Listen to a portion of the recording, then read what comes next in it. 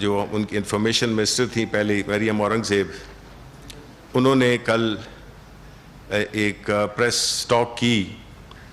جس میں کہ انہوں نے بنیادی طور پہ ایک بڑے غصے کا اظہار کیا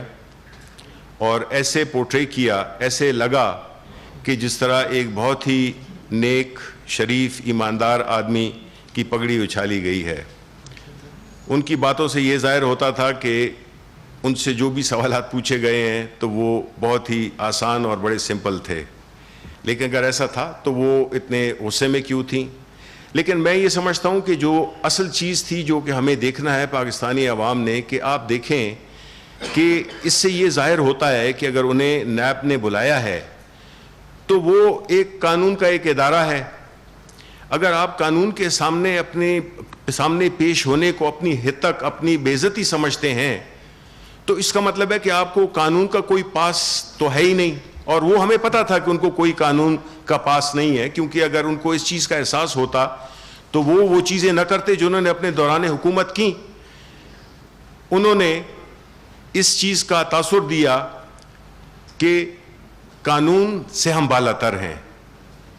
اور ان کی جو مائنڈ سیٹ ہے اس سے یہی ظاہر ہوتا ہے کہ وہ جب اپنے ادوار میں تھے تو وہ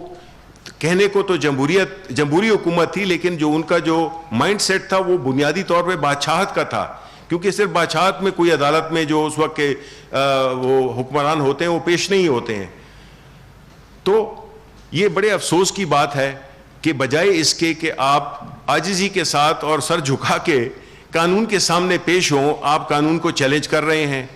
اور پورا پاکستان جانتا ہے کہ آپ نے اپنے ادوار میں کیا کچھ کیا، کس طرح سے آپ نے عوام کی دولت کو لوٹا، کس طرح سے آپ نے اس ملک سے اپنے جتنے بھی اثاثے تھے وہ باہر بھیجے۔ یہی وجہ ہے کہ آج جو ہیلتھ سسٹم ہے وہ سارا کلیپس کر گیا ہے، اور انہوں نے اپنی اس وقت جو ہے نواز شریف صاحب وہ بھی اپنے بڑے آرام سے لنڈن میں اپنے بہت ہی اربوں کے مالیت کے فلیٹس میں رہ رہے ہیں، ان کا خاندان وہاں پہ رہ رہا ہے۔ یہ کیسے ہو سکتا ہے کہ عوام کو چھوڑ کے، عوام جو کہ سختی میں ہے اس وقت، ان کا ادھر آنا، جو شہباز شریف آئے تھے یہاں پہ تو وہ اس لیے آئے تھے کہ شاید وہ بس ایک کمپیوٹر کے سامنے بیٹھ کر وہ پورے عوام کے ساتھ بجائے شانہ بشانہ کھڑے ہونے کے وہ کمپیوٹر سے مانیٹر، تو یہ کام تو وہ لندن میں بھی کر سکتے تھے، لیکن یہ وہی ہے کہ کھانے کے اور دکھانے کے اور۔